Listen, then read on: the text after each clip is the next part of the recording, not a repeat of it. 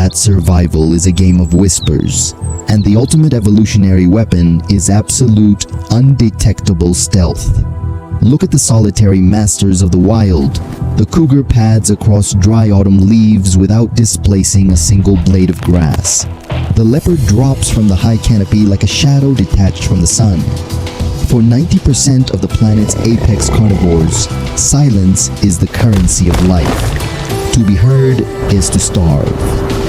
Yet, in the freezing dead of winter in Yellowstone's Lamar Valley, the most socially complex killer on Earth does the exact opposite. A pack of timber wolves will stand on an open ridgeline, throw their jaws to the moon, and broadcast their exact coordinates across 20 miles of empty wilderness. They are not failing to be quiet. They are not celebrating a kill. They are initiating a calculated psychological algorithm. And by the time the echo dies against the canyon walls, the trap has already been sprung. To understand why the wolf screams, we first have to look at why everything else whispers. In the animal kingdom, hunting is an exercise in strict caloric economics. Consider the solitary stalker, the mountain lion.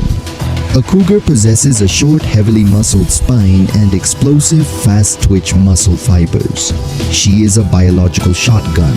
She can launch her 140-pound body 15 feet into the air, but her fuel tank is microscopic. If a cougar chases a mule deer for more than 300 yards, her core temperature spikes, her lactic acid surges, and her hunt is over. Therefore, stealth is her subsidy.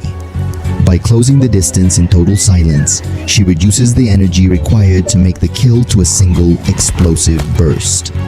Now, look at Canis lupus. The wolf is not a shotgun. The wolf is a diesel locomotive. Their rib cages are deep, housing lungs that can process massive volumes of sub-zero air. Their paws are wide, webbed with thick fur that acts as natural snowshoes. They do not possess the crushing bite force of a jaguar, nor the razor-sharp retractile claws of a leopard.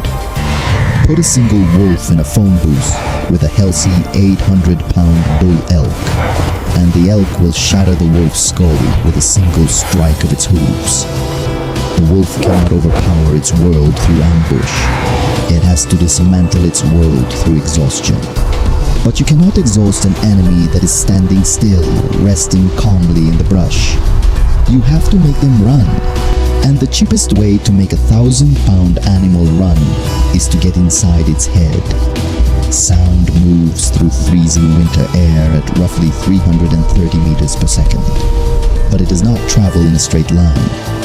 When a wolf pack gathers at dusk to initiate a chorus howl, they are engaging in a phenomenon acousticians call harmonic triangulation. A pack of 6 wolves howling together does not sound like 6 animals, because of the way their vocal cords modulate pitch, rapidly shifting between primary tones and overtones.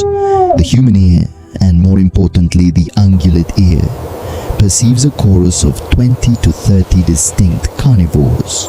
This is auditory warfare.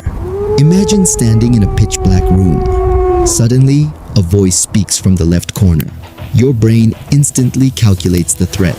1 attacker, 15 feet northwest. You can brace for it. You can plan an escape route. Now, imagine 20 voices screaming from every corner of the room simultaneously, bouncing off the ceiling, reflecting off the floor. Your brain's spatial processing center overloads. You cannot pinpoint the origin of the threat.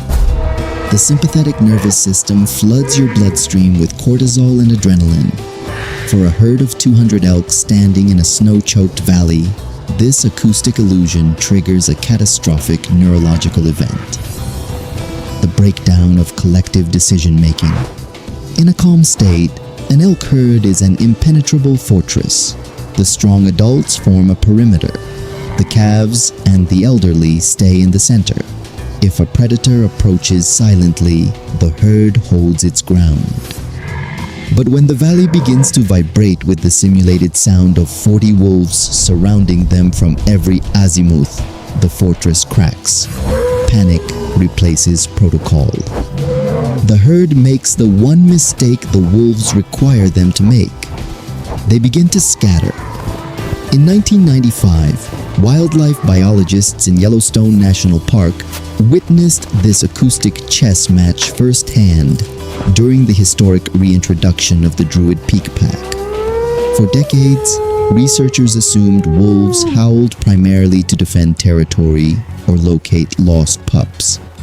But as field biologists tracked the Druid pack via telemetry collars through the brutal winter of 1997, a strange pattern emerged in the data.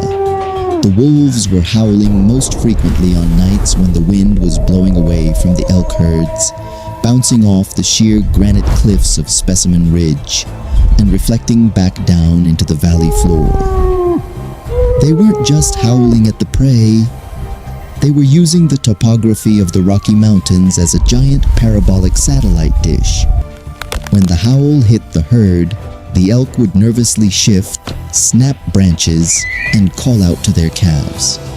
The wolves, standing 3 miles away in the dark, sat in dead silence listening to the return echo. By listening to the pitch and frequency of the elk's reactive calls, the pack's lead beta males could map the exact demographic makeup of the herd. A deep, resonant bugle meant a prime, dangerous bull. A high-pitched, frantic bleat meant an inexperienced yearling separated from its mother. The wolves were not making noise to be reckless. They were conducting active, acoustic sonar sweep reconnaissance. They were forcing the forest to talk to them, reading the panic in the dark like a thermal map. Once the acoustic sweep confirms a point of weakness, the physical hunt begins. But even now, the silence remains broken. As the pack closes in on the fleeing herd, they vocalize constantly. Short, sharp barks, low guttural growls, and high-frequency whines. To the untrained observer, it looks like chaotic madness. In reality, it is a high-speed telecommunications network.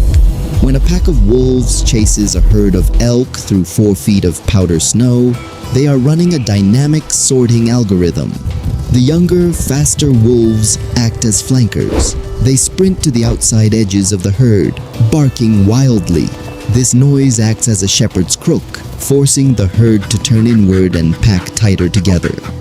As the animals collide in the deep snow, the weaker individuals, the ones with an old fracture, the ones carrying a parasite load, begin to fall behind.